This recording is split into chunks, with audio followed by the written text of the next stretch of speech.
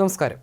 12 വർഷത്തിനു ശേഷം ഇതാദ്യമായി നിമിഷപ്രിയ അമ്മയെ കണ്ടു. പ്രേമകുമാരി മകളെ കണ്ടതിന്റെ സന്തോഷത്തിലും ആശ്വാസത്തിലുമാണ് അമ്മ.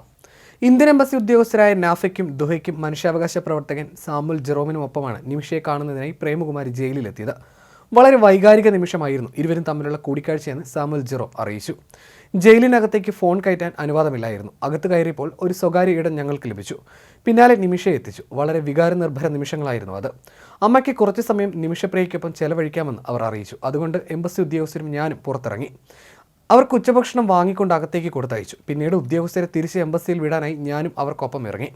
ഇനി തിരിച്ചു ചെന്ന് നിമിഷയുടെ അമ്മയുമായി താമസ സ്ഥലത്തേക്ക് പോകണമെന്നും സാമുൽ ജെറോം അറിയിച്ചു. ബുധനാഴ്ച ഉച്ചയ്ക്ക് 1 മണിയോടെയാണ് ഇന്ത്യൻ എംബസി ഉദ്യോഗസ്ഥരുമായി കൂടിക്കാഴ്ച നടത്തിയ ശേഷം അവർക്കൊപ്പം പ്രേമകുമാരി ജയിലിലെത്തി നിമിഷയെ കണ്ടത്. നിമിഷപ്രിയയുടെ മോചനവുമായി ബന്ധപ്പെട്ട കാര്യങ്ങളാണ് അടുത്ത നടപടി. ഇന്ന് തന്നെ ഗോത്ര തലവന്മാരുമായുള്ള ചർച്ച നടക്കുന്നുണ്ട്. ഒപ്പം യമനിൽ സ്വാധീനമുള്ള വ്യക്തികളെ മുൻനിർത്തിയുള്ള ചർച്ചകളും നടക്കുന്നുണ്ട്. നിമിഷയെ മടക്കിക്കൊണ്ടുവരാൻ പ്രേമകുമാരി യമനിലെത്തിയപ്പോൾ തൊടുപുഴയിലെ വീട്ടിൽ പ്രാർത്ഥനയിലാണ് നിമിഷയുടെ ഭർത്താവ് ടോമി തോമസും മകൾ മിഷേലും. അമ്മ ജയിലിലാണെന്നറിഞ്ഞാൽ വെറുക്കുമോ എന്ന് കരുതി മിഷേലിനെ ആദ്യമൊന്നും അറിയിച്ചിരുന്നില്ല. 11 വയസ്സായതോടെ മിഷേൽ കാര്യങ്ങളെല്ലാം മനസ്സിലാക്കി. അമ്മയെ എത്രയും പെട്ടെന്ന് കാണണമെന്നും കെട്ടിപ്പിടിച്ച് ഉമ്മ കൊടുക്കണമെന്നുമാണ് മിഷേലിൻ്റെ മോഹം. ഓട്ടോ ഡ്രൈവറായും കൂലിപ്പണിയെടുത്തുമാണ് ടോമി ജീവിതം മുന്നോട്ട് കൊണ്ടുപോകുന്നത്. 2012 മകളെ പ്രേമകുമാരി അവസാനമായി കണ്ടത്. ഇന്നലെ രാത്രി 11 മണിയോടെ റോഡ് മാർഗം ഏതനിൽ നിന്ന് സനയിലെത്തിയ പ്രേമകുമാരി മനുഷ്യാവകാശ പ്രവർത്തകൻ സാമുൽ ജെറോം വഴിയാണ് ജയിൽ അധികൃതർക്ക് അപേക്ഷ നൽകിയത്. 20 വിസ നടപടികൾ പൂർത്തിയാക്കി പ്രേമകുമാരി യമനിലേക്ക് യാത്ര തിരിച്ചത്. ശനിയാഴ്ചയാണ് പ്രേമകുമാരിയും ആക്ഷൻ കൗൺസിൽ ഭാരവാഹിയും യമനിലെ ബിസിനസ്സുകാരനുമായ സാമുൽ ജെറോമും കൊച്ചിയിൽ നിന്ന് യമൻ തലസ്ഥാനമായ ഏഡനിലേക്ക് വിമാനം കയറിയത്. ഹൂതികൾക്ക് മുൻതൂക്കമുള്ള മേഖലയായ സനയിലാണ് നിമിഷപ്രിയ ജയിലിൽ കഴിയുന്നത്. അവിടേക്കുള്ള അനുമതി കിട്ടിയ ശേഷമാണ് പുറപ്പെട്ടത്. ഏഡനിൽ നിന്ന് റോഡ് മാർഗം 12 മണിക്കൂർ യാത്ര ചെയ്ത് ചൊവ്വാഴ്ച രാവിലെ 9 മണിയോടെ ഇരുവരും സനയിലെത്തി.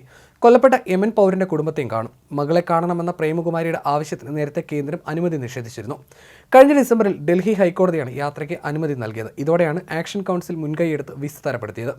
കിഴക്കമ്പലത്തെ ഒരു വീട്ടിൽ ജോലിക്ക് നിൽക്കുകയാണ് പ്രേമകുമാരി. നിമിഷപ്രിയയും സുഹൃത്തും ചേർന്ന് കൊലപ്പെടുത്തിയെന്ന കേസിൽ വിചാരണ കോടതി വധശിക്ഷയ്ക്ക് വിധിച്ചത് യമനിലെ സുപ്രീം കോടതിയും ശരിവെച്ചിരുന്നു. ഈ സാഹചര്യത്തിൽ യമൻ പൗരന്റെ കുടുംബത്തെ കാണാനുള്ള പ്രേമകുമാരിയുടെ അപേക്ഷ ഡൽഹി ഹൈക്കോടതിയും അനുവദിക്കുകയായിരുന്നു. കൊല്ലങ്കോട് മാത്തൂരിലെ തോട്ടം കാര്യസ്ഥനായിരുന്ന തൊടുപുഴ സ്വദേശിയായ ടോമിയെ വിവാഹം കഴിച്ച് 2012 നിമിഷപ്രിയ യമനിൽ നേഴ്സായി ജോലിക്ക് പോയത്. ഭർത്താവ് സ്വകാര്യ സ്ഥാപനത്തിലും നിമിഷ ക്ലിനിക്കിലും ജോലി നേടി. അതിനിടെ യമൻ പൗരനായ തലാൽ അബ്ദുൽ മഹദിയെ പരിചയപ്പെടുകയും ഇരുവരും ചേർന്ന് കച്ചവട പങ്കാളിത്തത്തോടെ ക്ലിനിക്ക് തുടങ്ങാനും തീരുമാനിച്ചു. യമൻ പൗരന്റെ ഉത്തരവാദിത്തത്തോടെ അല്ലാതെ ക്ലിനിക്ക് ആരംഭിക്കാനാവില്ല എന്നതിനാലാണ് മഹദിയുടെ സഹായം തേടിയത്. ബിസിനസ് തുടങ്ങാൻ നിമിഷയും ഭർത്താവും തങ്ങളുടെ സമ്പാദ്യമെല്ലാം മഹദിക്ക് കൈമാറിയിരുന്നു. ബിസിനസ്സിന് കൂടുതൽ പണം ആവശ്യമുള്ളതിനാൽ നിമിഷയും ഭർത്താവും മിഷേൽ എന്ന മകളുമൊത്ത് നാട്ടിലേക്ക് വന്നു. പിന്നീട് നാട്ടിൽ നിന്ന് യമനിലേക്ക് തിരിച്ചുപോയത് നിമിഷ മാത്രമായിരുന്നു. ബിസിനസ് പച്ചപിടിക്കുമെന്നും മഹദി ചതിക്കില്ലെന്നുമായിരുന്നു ഇവരുടെ വിശ്വാസം. നിമിഷപ്രിയ പോയതിനു ശേഷം യമനിലേക്ക് തിരിച്ചു പോകാനായിരുന്നു ടോമി ഉദ്ദേശിച്ചതെങ്കിലും യമൻ സൗദി യുദ്ധത്തെ തുടർന്ന് ആ യാത്ര മുടങ്ങുകയായിരുന്നു. ബിസിനസ് പങ്കാളി എന്ന നിലയിൽ ആദ്യം മാന്യമായി ഇടപെട്ടിരുന്ന മഹദിയുടെ സ്വഭാവം പിന്നീട് പ്രതീക്ഷിക്കാത്ത രീതിയിലേക്ക് മാറുകയായിരുന്നു. മഹദിയുമായി ചേർന്ന് ക്ലിനിക് തുടങ്ങിയ ശേഷം താൻ ഭാര്യയാണെന്ന് പലരും വിശ്വസിപ്പിച്ചു. വ്യാജ വിവാഹ സർട്ടിഫിക്കറ്റ് ഉണ്ടാക്കി പിന്നീട് ഭീഷണിപ്പെടുത്തി മതാചാരപ്രകാരം വിവാഹം നടത്തി. ഇരുവരും ചേർന്ന് ആരംഭിച്ച ക്ലിനിക്കിലെ വരുമാനം മുഴുവൻ തലാൽ സ്വന്തമാക്കി.